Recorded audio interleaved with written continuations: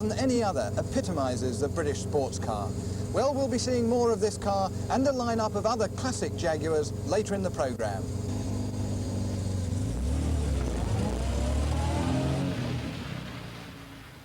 Hello again. That somehow captured the spirit of the time. It was 1961 when Jaguar unveiled the E-Type to the motoring world at the Geneva Motor Show.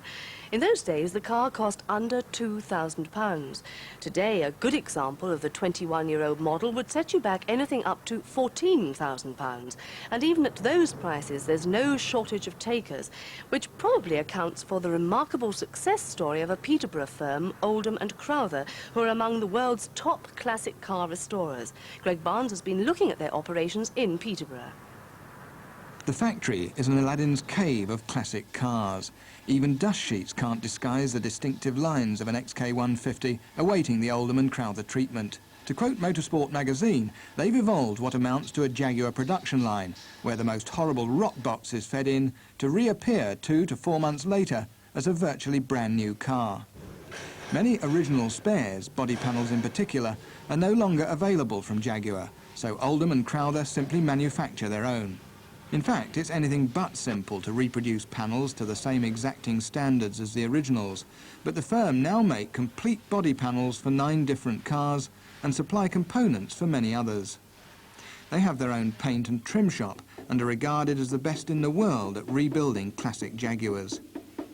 The legendary E-Type is another car that the company specialises in, but it all started with an XK140 13 years ago. Injured in a motor racing accident, managing director Martin Crowther convalesced by restoring the XK, and he's been doing it ever since. Now the firm employ 26 mechanics, some of whom used to work at Jaguar, and who can therefore justifiably claim that the cars they restore are authentic in every detail.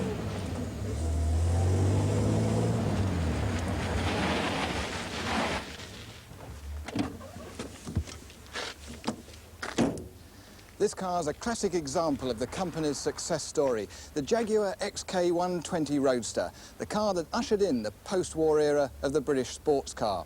It was the fastest mass-produced sports car in the world when it first appeared in the 1950s, with a top speed of 132 miles an hour. But it's by no means the only sleek thoroughbred we've got here today, because we've got a whole lineup of them, all lovingly restored by Martin Crowther. Hello, Martin. Hello. First of all, tell us a bit about that Roadster. What sort of state was it in when you got it? It was in the most appalling state. The body had been taken off the chassis and an attempt had been made at restoring it, I would imagine, several years ago. There was one seat, I believe, some of the chrome work, very, very bad condition altogether. So what sort of work, then, are you able to put into a car? What sort of facilities have you got?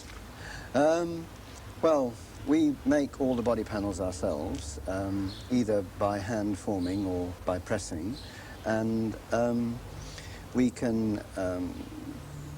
You've got a trim shop, We've got haven't a trim shop, yes, which we've got. We've got to do our own painting, our own mechanical work, and, well, virtually anything on the car, we do it ourselves. Now, what sort of money would I have to pay for a car like that, and indeed, could I get one?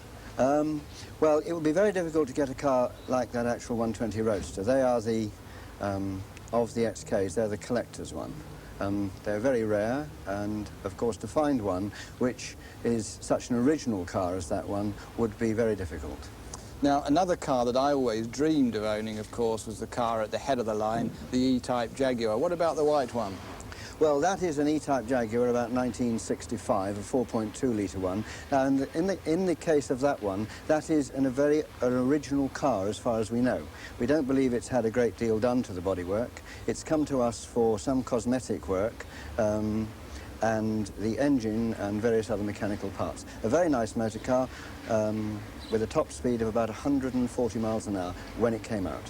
Now, I know the red E-Type is owned by a bit of a personality, so what sort of customers do you get?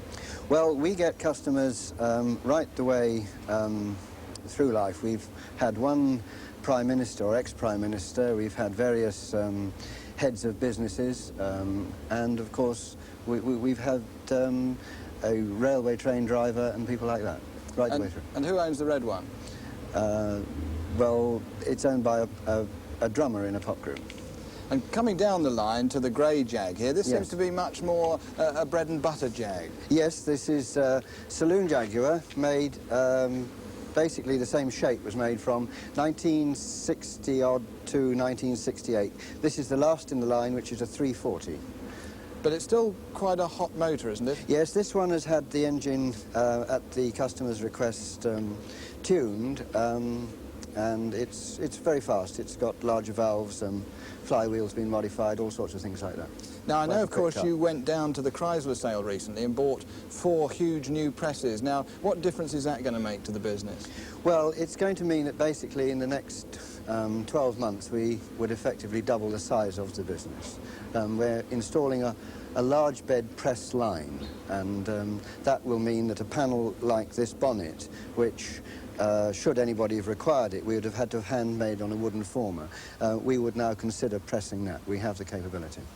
I shouldn't think it'll be long before you're actually manufacturing the whole thing. Well, that would be quite possible for us to do, but... Now, of course, Jaguars have recently announced that they're going to go back into the racing business, but you have been involved in racing Jaguars for a good many years. That's quite correct. And here we've got the prime example, WPU. Well, this is WPU 207, which is a racing version of the white car. And it's about the same age, but of course, all the bodywork is made of aluminium. It's been made very much lighter in every respect, and it has a highly tuned engine. So just what sort of performance is this capable of?